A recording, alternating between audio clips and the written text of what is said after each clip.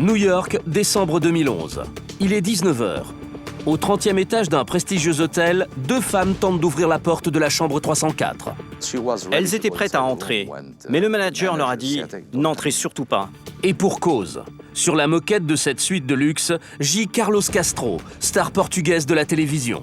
Son corps est à peine reconnaissable. Carlos a été torturé et, détail incroyable, ses parties génitales ont été arrachées avec un tire-bouchon. Elle m'a dit « Carlos est mort ». Et moi je lui ai dit « Quoi ? Carlos ? On l'a retrouvé dans une mare de sang, me dit-elle. Comment ? Mais attends, qu'est-ce qui s'est passé ?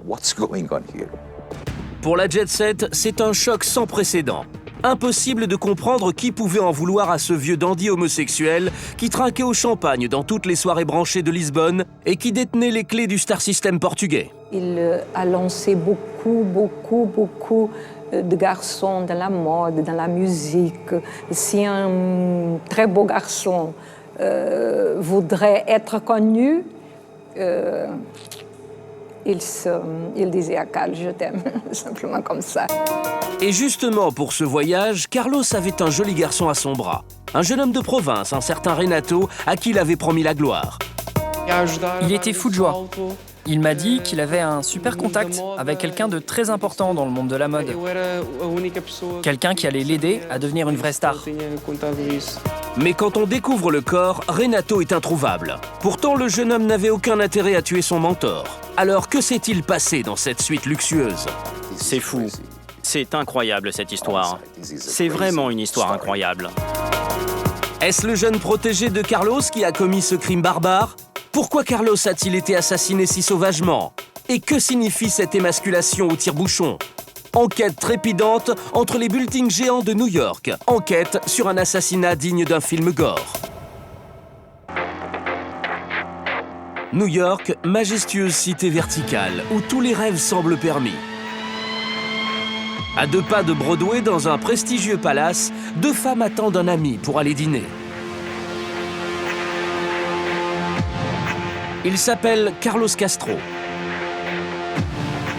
Au Portugal, c'est un célèbre chroniqueur du petit écran. Mais Carlos est très en retard pour ce rendez-vous. Elles ont beau l'appeler, il ne répond plus au téléphone. De son côté, le concierge de l'hôtel est formel. La clé de sa suite n'a pas été rendue. Carlos est bel et bien dans sa chambre. Les 2 femmes sont extrêmement inquiètes. Elles m'ont dit « Il est arrivé quelque chose. Il ne répond plus au téléphone. » Face à leur désarroi, le manager de cet hôtel de luxe accepte d'ouvrir la porte de la suite 304, celle de Carlos. Il pénètre seul dans le petit appartement, puis ressort aussitôt, affolé. Elles étaient prêtes à entrer, mais le manager leur a dit « N'entrez surtout pas ». Paniquées, les 2 femmes entrent de force dans la suite 304. Au pied du lit, elles tombent sur une vision d'horreur. Le cadavre nu et sanguinolent de leur ami Carlos. Le choc est sans précédent. L'une des femmes, complètement bouleversée, appelle immédiatement son mari.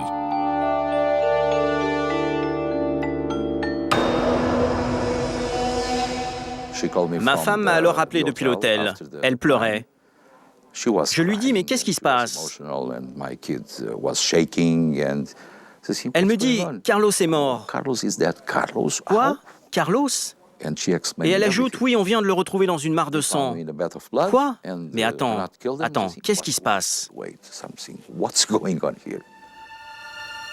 Allongé sur la moquette, le corps de Carlos est à peine reconnaissable.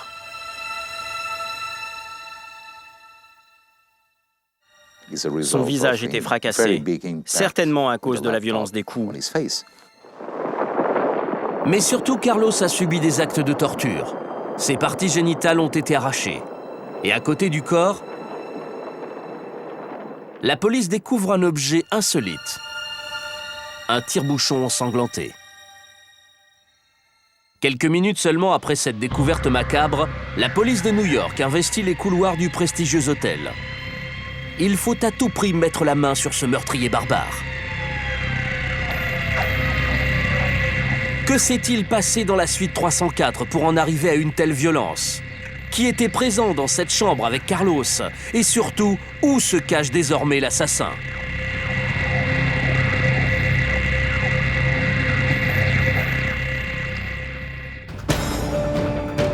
Immédiatement, à New York comme à Lisbonne, le meurtre sauvage de Carlos Castro fait la une des médias. Partout sur les écrans, on ne parle que de lui. Et pour cause, Carlos n'était pas n'importe qui. À 62 ans, Carlos Castro est une star de la télévision portugaise, un journaliste people influent que tout le monde connaît. Au Portugal, c'est l'ami des stars et il est de toutes les fêtes prestigieuses organisées par la Jet Set.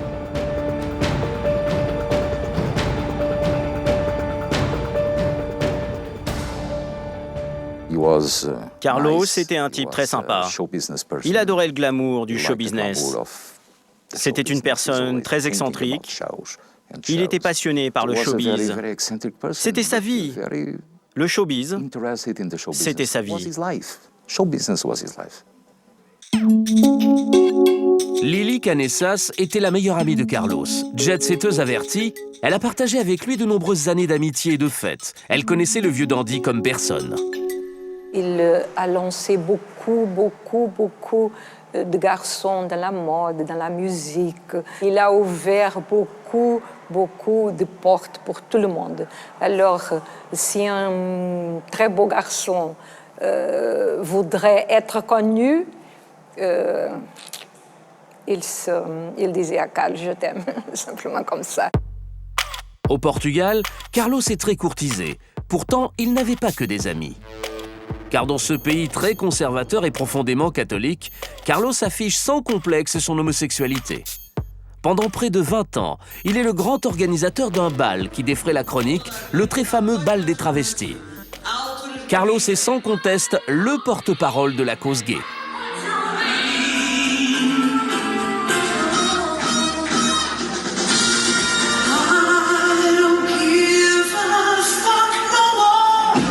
C'était une figure centrale de la défense des droits homosexuels. Carlos consacre beaucoup de son temps à ce combat public, mais sa vie privée est loin d'être épanouie. Depuis quelques années déjà, le chroniqueur mondain enchaîne les histoires difficiles. Pour ses amis, c'est un homme malheureux. Il a souffert en amour parce que il a eu beaucoup d'aventures.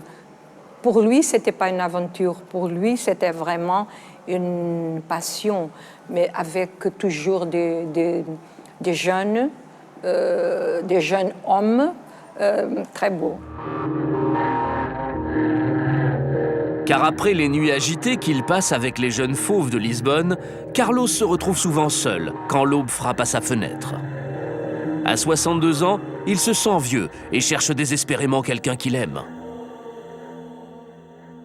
Il avait beaucoup de peur de vieillir. Il avait fait un lifting pour rester plus beau. Il m'a dit toujours, Lily, je ne veux pas vieillir, je me suiciderai avant. Alors, ce séducteur invétéré aurait-il fait une mauvaise rencontre lors de ce séjour à New York? Les deux femmes qui attendent Carlos ce soir-là vont rapidement mettre les policiers sur une piste très sérieuse. Elle raconte que Carlos n'est pas venu à New York tout seul. Il a emmené son nouveau petit ami, un jeune homme de 21 ans. Un certain Renato, qui doit lui aussi participer au dîner prévu ce soir-là. Mais après plus d'une heure d'attente, c'est lui, Renato, qui se présente tout seul dans le hall de l'hôtel. Et son attitude alerte les deux amis. Il était très nerveux quand il a croisé Monica et Vanda. Et il a prononcé cette phrase fatidique. Carlos ne ressortira plus jamais de cet hôtel. Et soudain, il s'est enfui. Vanda et Monica sont restés là, sans comprendre. Mais qu'est-ce qui se passe?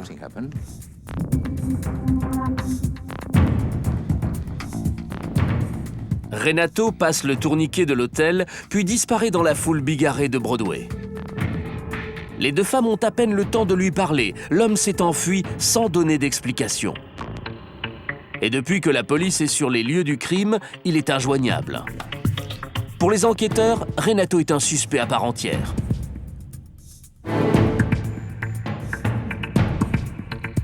Les policiers sont-ils vraiment sur la bonne piste? Ce mystérieux jeune homme a-t-il été capable de tuer aussi sauvagement son petit ami? Qui est ce Renato?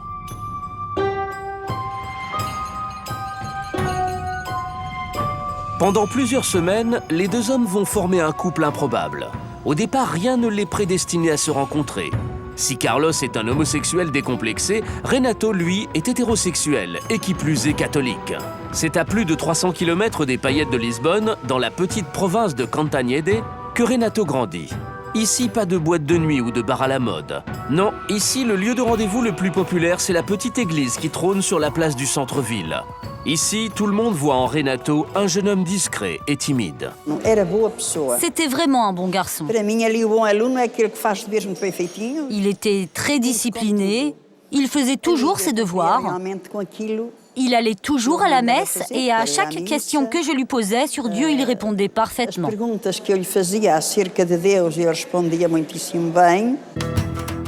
Mais très vite, l'enfant de cœur du village s'émancipe. À l'adolescence, Renato fait les 400 coups avec son meilleur ami, Diogo. Encore aujourd'hui, il n'a rien oublié de leur virée nocturne.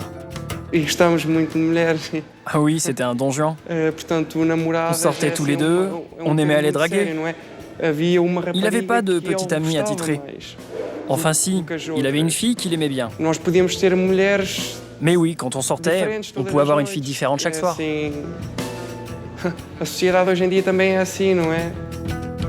Après son bac, il quitte sa province pour s'inscrire à l'université de Coimbra.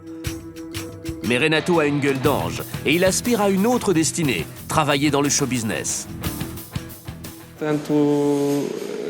Oui, c'est vrai. Je crois qu'il voulait vraiment être mannequin. C'était ça son rêve. Mais d'un autre côté, il aimait bien l'idée d'être acteur. Il aurait très bien pu jouer dans une série ou un téléfilm. Bientôt, une opportunité incroyable de réaliser ce rêve de grandeur se présente. Il participe à un reality show qui cartonne à la télé portugaise. L'émission s'appelle « À la poursuite de ses rêves ». A sessão fotográfica foi muito divertida. O nosso menino não ri. Acho que nos divertimos os quatro, mas acho que a Susana, se calhar, de nós todos foi divertida. En défilant sur les podiums devant des millions de téléspectateurs, Renato va devenir la coqueluche du public. Même s'il semble parfois un peu maladroit dans ce monde qui lui est étranger, il est mignon et il plaît au jury. O Renato surpreendeu-me e gostei muito do que vi. Mais ce que Renato ne sait pas, c'est que depuis le 33e étage de son building de luxe, Carlos fait partie des nombreux fans qui le soutiennent. Devant son écran, Carlos est sous le charme du jeune Apollon et il espère lui aussi la victoire de Renato. Os concorrentes que passam ao desfile final são... Renato est aux portes de la gloire. Renato Seabra. Malheureusement, il échoue à la 3e place. Finale tragique pour le jeune homme dont le sourire est amer. Son rêve s'écroule. Mais une semaine après la finale, l'espoir renaît chez le jeune belâtre. Renato reçoit un mail surprenant sur son ordinateur. Un message qui va changer sa vie.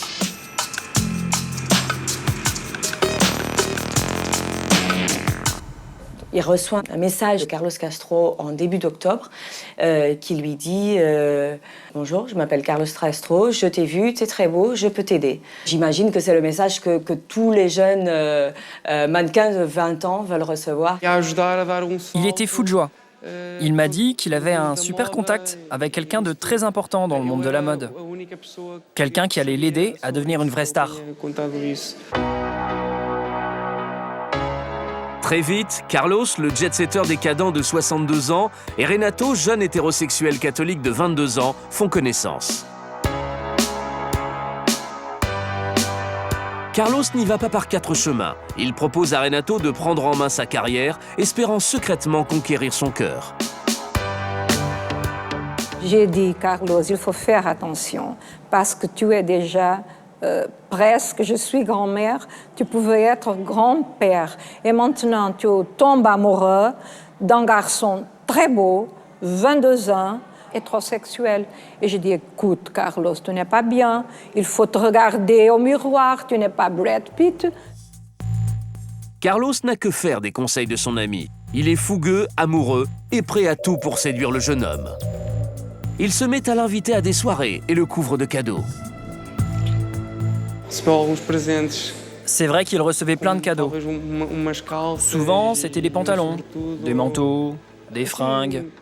Ouais, des choses comme ça. Et Carlos n'en reste pas là. Il emmène bientôt Renato à la découverte des capitales européennes. Rien n'est trop beau pour son jeune protégé. À peine 15 jours après qu'ils se soient connus, ils étaient déjà en vacances, à Londres, puis à Madrid. Tout allait très vite. Carlos voulait jouir de la vie. Renato, de son côté, était ébloui, totalement fasciné. Mais lors de ces séjours, que se passe-t-il vraiment entre les deux hommes? Renato est-il amoureux de Carlos ou le fréquente-t-il par intérêt? Carlos achète-t-il la compagnie du jeune homme contre des promesses de succès? Les policiers de New York sont désormais persuadés que la clé du meurtre réside dans ces liaisons dangereuses. D'un côté, on a Carlos Castro qui parle de la relation comme étant une relation amoureuse et Renato Sciabra qui parle de cette relation comme étant une relation professionnelle à sa mère, sa sœur et son meilleur ami. S'ils avaient couché ensemble, ils ne l'auraient jamais dit, c'est sûr. Renato n'assume pas cette relation. Le poids du tabou est trop fort pour ce jeune garçon issu d'un Portugal conservateur. Même si à l'abri des regards, Renato joue parfaitement la comédie de l'amour. Je me souviens, pendant l'un de ces week-ends, d'avoir assisté à une manifestation d'affection de la part de Renato. Il lui mettait des petits morceaux de fromage dans la bouche. Non, ça n'avait rien à voir avec une relation professionnelle. Carlos, non, il était vraiment convaincu que Renato l'aimait beaucoup. Il m'a montré, j'ai vu des SMS dans son téléphone qui disaient « Carlos, mon chéri, je te demande, est-ce que tu as pris ta pilule pour le cœur? Parce qu'écoute, il faut que tu m'accompagnes pendant 20 ans, 30 ans, parce que je ne peux pas vivre sans toi. » Lily, ça c'est l'amour, oui, ça c'est l'amour. L'amour, pas tout à fait. Car Renato est viscéralement hétérosexuel. Dès qu'il le peut, il a des aventures avec des jeunes femmes. Quand ils sont rentrés de leur week-end, je lui ai demandé si ça s'était bien passé. Il m'a dit oui. Mais une chose m'ennuie. Renato continue de fréquenter des jeunes filles. Et là, je me suis dit, mais comment Carlos va gérer cette situation si Renato, un jour, arrive avec une petite amie? En enquêtant sur l'intimité des deux hommes, les policiers de New York découvrent que le double jeu de Renato pousse régulièrement Carlos à bout. D'autant que le chroniqueur mondain est extrêmement jaloux. Carlos était très passionné avec les hommes qu'il aimait. Il était aussi très jaloux et possessif. Il était jaloux, même de ses propres amis. Ça, je peux vous l'assurer. Entre les deux hommes, de violentes disputes éclatent régulièrement. Alors pour empêcher les infidélités de Renato et ne la voir que pour lui, Carlos décide de l'emmener à New York, à 10 000 km du Portugal. Mais là encore, Renato continue à draguer des jeunes femmes. Et à Times Square, dans le prestigieux hôtel où ils séjournent ensemble, les scènes de jalousie se répètent. Sous les lumières dorées de Broadway, l'orage menace. Renato avait rencontré des filles dans le bar de l'hôtel. Et Carlos restait des heures à attendre pour aller dîner. Et je sais que Carlos lui a dit « Si tu es venu avec moi, c'est pour être avec moi. Je suis là depuis des heures à t'attendre. Et toi, tu t'amuses avec tes gamines. » Carlos peine de plus en plus à contenir sa jalousie. La lune de miel vire doucement au vinaigre. Je l'ai eu au téléphone 3 jours avant sa mort et je lui ai dit « Mais tout se passe bien ?» Et il n'a pas répondu. Il m'a dit « Je te raconterai plus tard. » Carlos, selon ses amis, ils disent que Carlos était aussi très nerveux, qu'il était fatigué. Carlos Castro leur aurait dit aussi qu'il avait peur de Renato, que Renato était devenu très bizarre. Quelques heures après ce meurtre sauvage, c'est la mère de Renato qui va donner une information capitale aux policiers. Elle raconte en détail un coup de fil que son fils lui a passé le jour même du crime. L'appel est désespéré. Renato n'en peut plus. Renato demande à une jeune fille dans la rue qu'elle lui prête son portable et il appelle sa mère pour lui dire qu'il en a marre, qu'il veut rentrer, qu'elle lui trouve un avion parce qu'il en a marre. Et il raccroche. Et elle rappelle sur le portable de Carlos Castro. Quand elle rappelle sur le portable de Carlos Castro, ils sont déjà ensemble. Et Carlos Castro lui dit qu'elle n'a pas à s'en faire, qu'il est un peu nerveux, qu'il est fatigué. Sa mère m'a dit qu'il voulait partir à tout prix, qu'il voulait rentrer, qu'il était très en colère. Il n'en pouvait plus. Il était vraiment très perturbé ce jour-là. Et donc ça, c'est le dernier contact qui existe entre Renato et sa mère. Après ce coup de fil, Renato a-t-il annoncé à Carlos qu'il voulait rompre? Pour la police, la discussion a certainement dégénéré dans la suite 304. Seule solution pour comprendre, retrouver Renato, qui selon toute vraisemblance a pu commettre ce crime barbare. Une chasse à l'homme commence alors dans New York. Un avis de recherche avec la photo de Renato est diffusé sur tous les écrans de la ville. Le jeune bel-être en fuite est devenu l'homme le plus dangereux de la ville. Que s'est-il passé dans la tête de ce jeune homme pour qu'il se livre à un tel déchaînement de violence? Les crises de jalousie de Carlos l'ont-elles poussé à bout? Comment la police va-t-elle réussir à retrouver la trace de Renato dans cette mégalopole de 25 millions d'habitants? Les policiers new-yorkais sont sur les dents. Renato, lui, erre dans la ville. Voilà plus de 2 heures qu'il déambule comme un fou dans ces avenues qui lui sont inconnues. Il n'a qu'une obsession, quitter les États-Unis au plus vite. Il avait $1000 en poche et son passeport. Il voulait s'échapper du pays tant qu'il le pouvait. Prendre l'avion de 8h15 pour le Portugal et ne jamais revenir. Mais la police a pris les devants. Elle a annulé tous les vols en partance pour Lisbonne.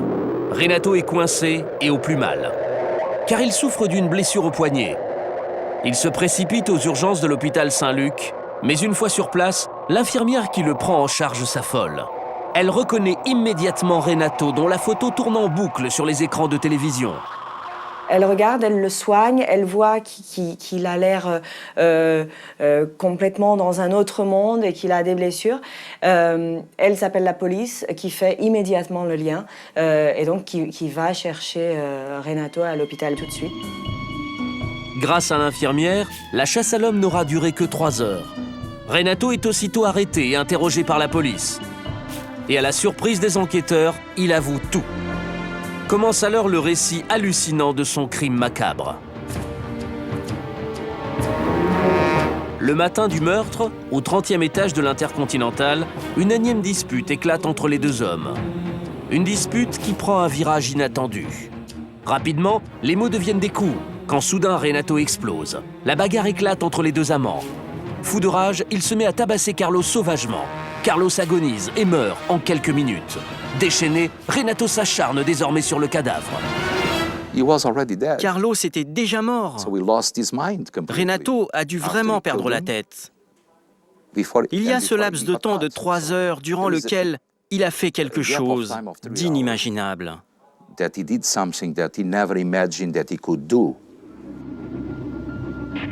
Pendant près de 3 heures, Renato torture le corps sans vie de Carlos. Pris d'un accès de folie, il se saisit d'un tire-bouchon, avec lequel il arrache les parties génitales de son amant. Le cadavre est émasculé, défiguré et gît maintenant dans un bain de sang.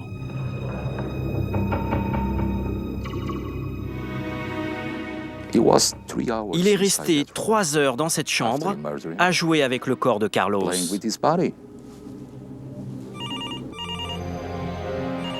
Aux enquêteurs, Renato raconte qu'il est ensuite allé prendre une douche pour se laver du sang de son ancien amant. Derrière lui, la sonnerie du téléphone retentit. Ce sont les amis de Carlos qui attendent dans le hall de l'hôtel et s'inquiètent de son retard. Mais Renato ne décroche pas. Tranquillement, il s'habille en costume de ville, puis décide de quitter l'établissement. C'est dans le hall qu'il croise les 2 femmes avant de disparaître dans les rues de Manhattan. Elles ont découvert Carlos sur le sol, dans une mare de sang. Et 2-3 minutes plus tard, la police avait encerclé l'hôtel. Mais malgré les aveux de Renato à la police, le mystère de ce crime abominable reste entier. Quel est le véritable mobile de cet assassinat sanguinaire? Qu'est-ce qui a conduit ce garçon si timide à cette rage inhumaine? Que s'est-il vraiment passé?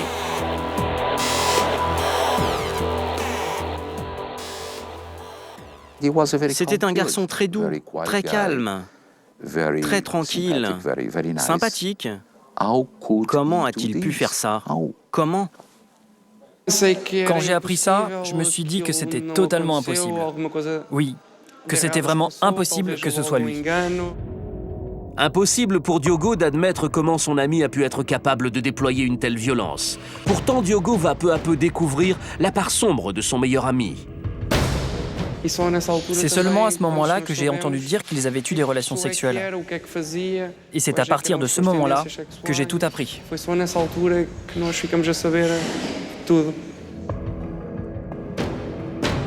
Diogo n'a jamais rien su des rapports sexuels que Renato entretenait avec Carlos. Encore aujourd'hui, Diogo a du mal à admettre cette double vie. Je n'y crois pas. Franchement, tout ça n'a aucun sens. Oui, ils avaient une relation, mais pas sexuelle. C'est pas possible. Non, je n'y crois pas. C'est trop bizarre. En tout cas, ce n'était pas dans sa nature. Et si vraiment il avait couché avec ce monsieur, il faisait quelque chose qui lui était contre nature.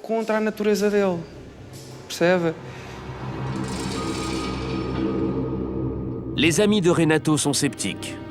Pourtant, face aux policiers, le jeune homme va admettre qu'il avait des relations sexuelles avec Carlos Castro. Et il va aller encore plus loin dans la confidence. Lors de l'interrogatoire, Renato lève le mystère sur ce meurtre et déclare « J'ai voulu guérir Carlos de ses démons homosexuels ». Les policiers s'interrogent alors, s'agirait-il d'un crime de nature homophobe? Renato s'est-il senti contraint d'avoir des relations sexuelles avec Carlos Castro? A-t-il tué pour se libérer? C'est la thèse que vont défendre les habitants du village natal de Renato au Portugal. Pour eux, le jeune homme a été manipulé par Carlos.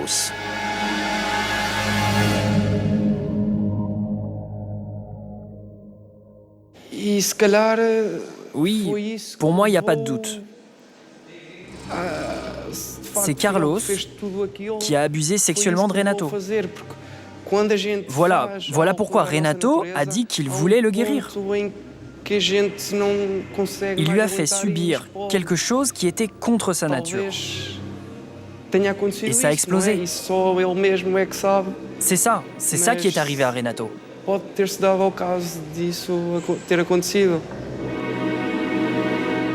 Pour soutenir l'enfant du pays, Diogo et tous les villageois organisent alors une énorme chaîne humaine devant l'église. Une chaîne humaine pour dénoncer publiquement les pratiques de Carlos. Renversement de situation, Renato apparaît désormais comme une victime. Une hypothèse que n'acceptent pas les amis de Carlos. Je suis sûre que Renato a utilisé Carlos pour devenir célèbre. À vouloir devenir une star, il a dû en payer le prix. C'est pour ça qu'il s'est mis à coucher avec Carlos. Mais ce garçon n'était pas homosexuel. Je pense qu'il faisait un très gros sacrifice en couchant avec lui. Renato est désormais entre les mains de la justice. Au cours des premières auditions, il apparaît égaré, perdu. Le jeune Apollon aux yeux de velours est devenu méconnaissable. Comme si le sort l'avait banni, puni de s'être laissé happer par un jeu dangereux. Son procès doit se terminer dans quelques mois. Il risque plus de 30 ans de prison.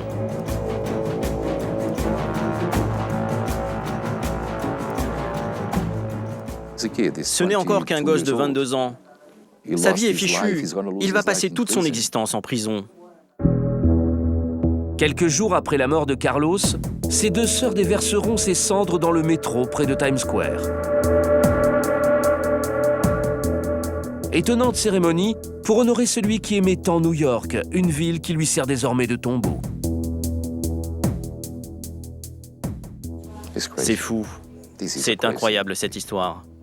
C'est vraiment une histoire incroyable. Folle histoire en effet que cette rencontre fatale entre deux destinées incompatibles. La ville de New York attend le jugement qui bientôt scellera un dossier pour le moins traumatisant.